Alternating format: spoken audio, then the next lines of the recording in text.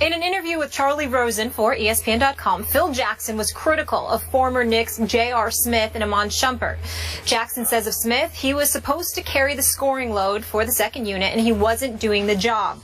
I also said that because of his unacceptable behavior, he had 2 strikes against him with this team. He didn't really respond. He's a very sensitive guy with his big doe eyes. He looked like he was going to tear up, but he finally responded that he was going through some issues with his gal. Jackson added the following on Shumpert. I like Shum, but he has a very loud, big personality. It was difficult for most of the other guys to deal with, especially if things don't go well for him or the team. Now, Jackson traded Smith and Shumpert to the Cavs in January. Stephen A., are these comments by Jackson out of bounds? Without question, they're out of bounds, simply because of the position that he's in, how he preaches about team, how he preaches about loyalty, how he preaches about things staying in-house, and then he goes about the business of contradicting himself. Now, I'm going to preface my comments. I have no relationship with Phil Jackson. I have no desire to have a relationship with Phil Jackson. A matter of fact, it is my hope that he will be out of town and back in L.A. quick, fast, and in a hurry so we can move on with the future of the New York Knicks with somebody who actually wants to be there, as opposed to somebody who just took the money. Not to say that he hasn't made decisions that are going to help the Knicks down the road, but nothing immediate. I just don't think his heart is in it, and that is that. Having said all of that, if I were to ever have a relationship with Phil Jackson, that ship sailed when he wrote the book the last season, following the Lakers 2003-2004 campaign, when he talked about Kobe. Yeah, Kobe's my man. I got love for him. But the fact of the matter is that has nothing to do with it. Because Kobe can get on anybody's damn nerves at a particular moment in time, and that's the way that he is.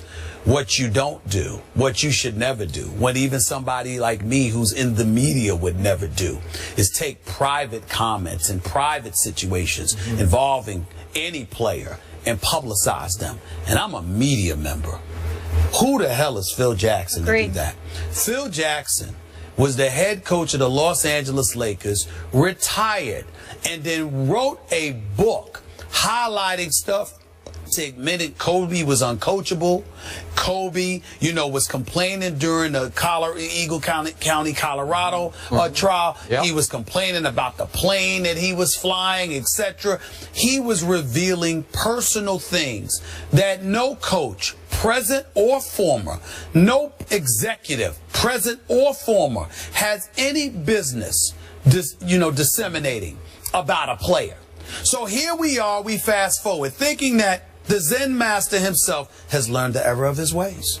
And it's like 10, 11 years later. And now you talk about J.R. Smith. Do you sit there and say he was difficult and leave it at that? No. Do you say he wasn't for our team? No.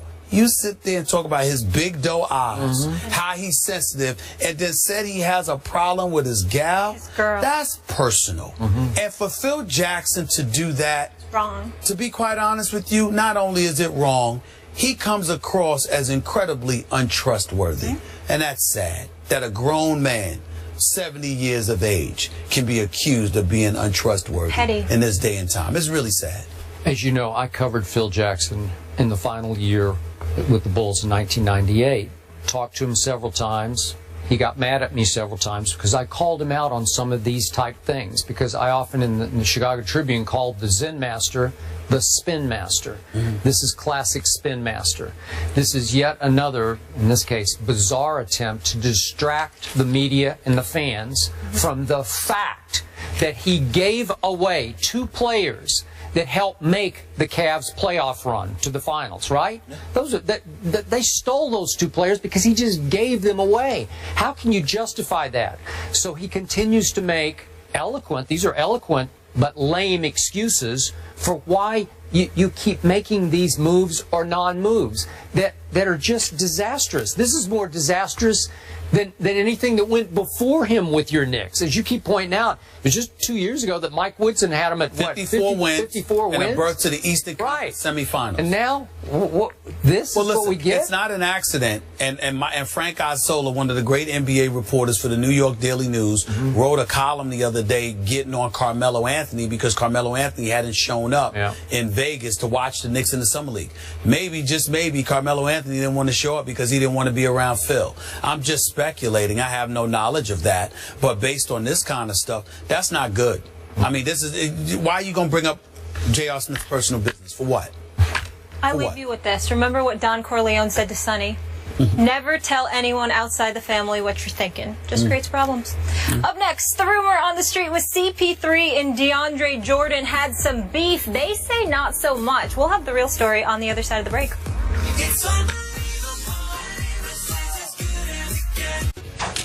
Well, it was a grind. They've been together about 17 days, and they really started to kind of gel here these last 2 or 3 games, and they listened and they played really hard for me, and so I'm just really appreciate their attentiveness and their alertness and their desire to win. They just competed. They were tired and they just fought through a lot.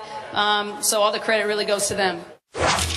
Becky Hammon led the Spurs to the Vegas Summer League title last night with a 93-90 win over the Suns. Hammon already made history as the first female head coach in NBA Summer League.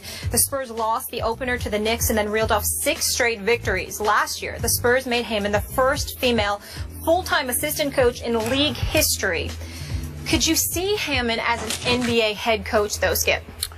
Stephen A. Smith, I'm going to preface this by saying what I'm about to say, I'm not going to say just because it's the right thing to say. I have come to believe with all my heart and soul, watching closely Becky Hammon now for several years, that she is very capable of being a very good head coach in the National Basketball Association. Now, would one owner give her a shot? I would hope so, but maybe not. Will it require that Becky Hammon go coach a college men's team as a stepping stone to prove that she would be ready to coach an NBA team? Maybe so. All I know for sure is I watched a lot of the Spurs Summer League games. She was commanding. Those players responded to her.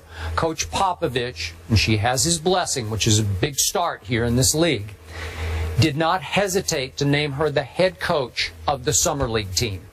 And in the huddles we saw last night, I loved how she took over the huddle. I loved what she said when she snapped at the players for getting a little too cute with their play on the court. I loved how the players responded to her. I think she could do this because I know she was a very good point guard. I don't know if you followed her career in the WNBA. Yes. But she was 2 times first team all WNBA, 2 times second team all WNBA. She is second all time in WNBA 3-point makes. She is second all-time in free throw percentage at 89.7. So the 2 things that the Spurs value most, 3-point shooting, free throw shooting, she was not good, she was great at. I just think she is made to break through this barrier. And I love it that Coach Popovich has taken her under his wing and that she is with the best organization in the NBA right now. Well, I echo your sentiments 1,000%. And you know, to follow your lead, I'm not saying this just because it's politically correct. I'm saying it because I'm the youngest of 6 kids. And I have 4 older sisters, and I was raised by 5 women. And so I know the power of women and the kind of influence that they can have. The bottom line is this: you're not asking her to go out there and play against dudes 6'8", 250 and beyond and all of that other stuff, because that's a different debate. But in terms of her acumen, her intellect, her intelligence, her knowledge about the game of basketball, her ability to teach it, to enforce those teachings, and to galvanize the troops that she's been assigned to coach, I don't think there's any question that she could do the job. I will say this, however: the biggest reason I don't have any doubts about her is because of Popovich. He's no nonsense.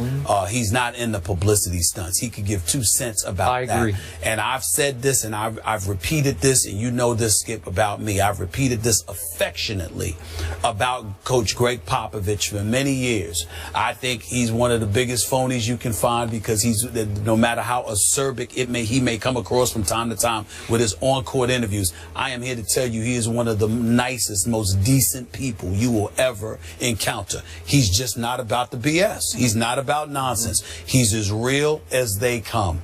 And it's a reason that players love playing for him. You don't hear too many people speaking against him. Even on rare occasions when it happens, it is always flummoxed with respect for the man. They just disagreed with a decision that he made, a la Steven Jackson, you know, in competition with Manu Ginobili or whatever the case may be. But in the end, when you think about the first-class organization, the gold standard that is the San Antonio Spurs, and the face of that organization being somebody like a Greg Popovich, and you couple that with the Tim Duncans, with the Tony Parkers, with the Manu Ginobilis, and the respect, the conspicuous respect that they have and they display for her, and they always have from the time she was a volunteer on the bench to the time that she got hired last August as a full-time assistant. You don't harbor that level of affection and respect for somebody who can't do the job. That is correct. And if you are Greg Popovich, a 5-time champion, if you are Tim Duncan, a 5-time champion, if you're Manu Ginobili and Tony Parker, 4-time champions, and you feel that level of respect for this lady, there is something to that. There is. And so for me, I never questioned it. And so when I watched her, you know, last night and throughout this summer league coaching the way that she did, I wasn't surprised at all, because I see pretty much everybody from that Spurs tree being very, very similar. And that is a good thing. So I'm happy for her. And I do believe that somebody will take a chance on her. There's not going to be... Do you think so? Is that realistic? I think it's realistic, because at the end of the day, if somebody can do it, somebody can do it. And not only that, in this PC world that we're living in this day and age, as much as it is to our dismay from time to time, because it might dilute realness or squash realness, and you know, people like myself and Skip, we just don't really care for the most part, because we're going to try to be as real and authentic as we can be, because I ain't changing, I can tell you that much. The bottom line is this: if you have somebody in that position who happens to be a female, you don't have to talk about what's politically correct or what's appropriate or whatever the case may be, when the walking embodiment of it happens to be an authoritative figure. It sort of makes the world easier. You understand? Because it forces you to pay attention to something you otherwise wouldn't, because isn't normal. It's an aberration. So you have to adapt and you have to adjust. And I think it helps us all. So I'm sincerely hopeful that she does get an opportunity. I think that she will. And I think it's because it will be earned, and not just because of Popovich, but also because of Mike Budenholzer and the job he did in Atlanta. That Spurs tree is elevating in respect. You got it. Everybody's taking notice. And if, in fact, Coach Pop, as he says, is going to coach on through the LaMarcus Aldridge contract 4 more years, as a Spurs fan, it would not bother me if Becky could wait it out for those 4 years, continue to learn, and take over. Would they make that leap with that model franchise that is the Spurs? Wouldn't bother me a bit. Could be interesting, though. Yeah. We stay in the association. Up next, a team struggling just a bit. Phil Jackson had some choice words about J.R. Smith. He did not hold back. Was it uncalled for? We'll discuss that next.